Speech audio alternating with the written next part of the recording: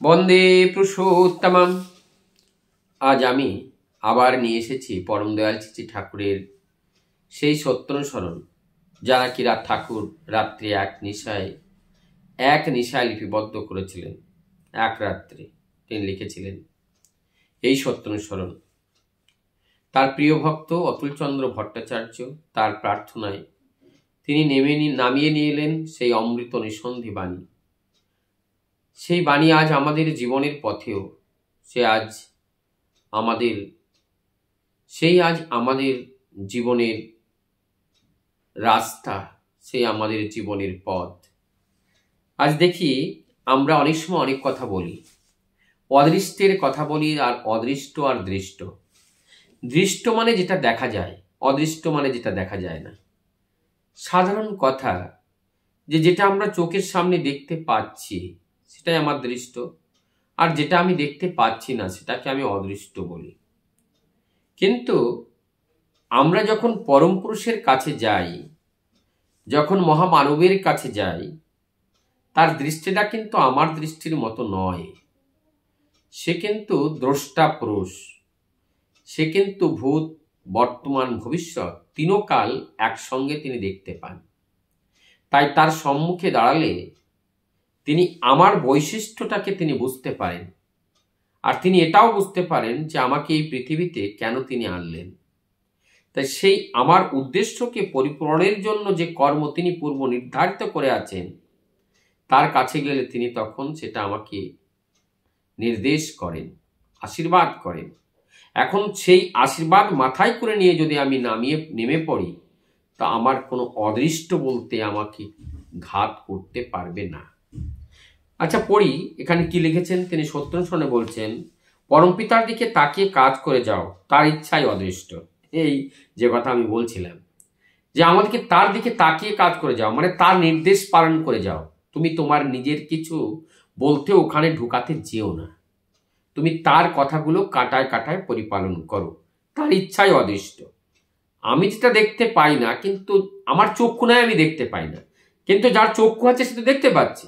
তা চক্ষুওয়ালা যে আছে, যার চোখ আছে, সে আমাকে বলছে ভাই তুই এই রাস্তা দিয়ে যা, তো আমি সেই রাস্তা দিয়ে যাব না? আমার চোখ নাই, আমি আমি আমি আমার মতো আলাদা রাস্তা দিয়ে যাব? তাহলে তো আমাকে গাড্ডায় পড়তে হবে। আমি যাব সেই রাস্তা দিয়ে যে রাস্তায় যার চোখ আছে। আমার তো চোখ নাই, আমি তো অন্ধ, কিন্তু আমি তার নির্দেশনায় যাব যার চোখ আছে, যে দেখে আমাকে বলছে যে এই রাস্তা তা ঠিক।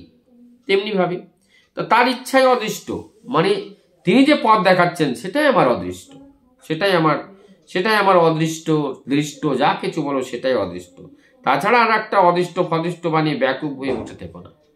তিনি আমার যেটাই বলছেন তার ইচ্ছাই আমার, তার ইচ্ছাই অদৃষ্ট, আমার আলাদা করে আর কিছু নাই। বলছেন অনেক লোক অদৃষ্ট নেই বলে হাল ছেড়ে দিয়ে বসে থাকে। অনেক লোক মনে করে যে আমার জীবনে কিছুই হবে না, আমার জীবনে এত ঘাত প্রতিঘাত, আমার জীবনে দুঃখ কষ্ট, আমার জীবনে কিছু হতে পারে না। এই ব্যাকুপ করে যদি আমি হাল ছেড়ে দিয়ে বসে থাকি, তাহলে তো জীবনে আমার কিছুই হবে না। বলছেন এই অদৃষ্ট নেই কেন, আমরা এই কথাটা বলি কেন? আমি সেই পরম পুরুষকে বিশ্বাস করি না, আমি তাকে গুরুরূপে বরণ করি না, আমি তাকে জানি না। আমার জীবনের আধার তাকে আমি 100% মেনে নিতে পারছি না। আর যার কারণে এই অদৃষ্ট ফদৃষ্ট আমার সামনে এসে বাধা দিচ্ছে আমার চলার পথে। এখানে বলছে নির্ভরতাও নেই, আর শেষে সারা জীবন দুর্দশায় কাটায় ওসব আহাম্মাকি। এসব আহাম্মাকি মানে এ এক রকমের অহংকার। মানে আমার অহংকার এখনো গলিত হয়নি, আমার অহংকার এখনো গলিনি, আমার অহংকার বাধা দিচ্ছে যে তার সঙ্গে আমি যুক্ত হতে পারছি না, তার কথা আমি মানতে পারছি না।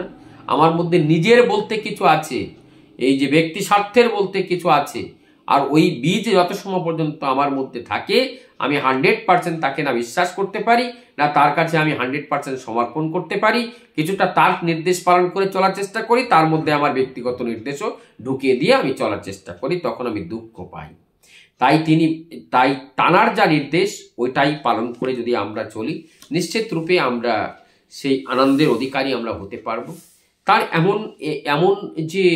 এমন যে নির্দেশাবলী, তার যে এমন সার্চ লাইটের মতো তার যে দেখানো পথ, এই পথে কেউ যদি চলে, ও পথে কেউ বেঘোর পথে কেউ যাবে না।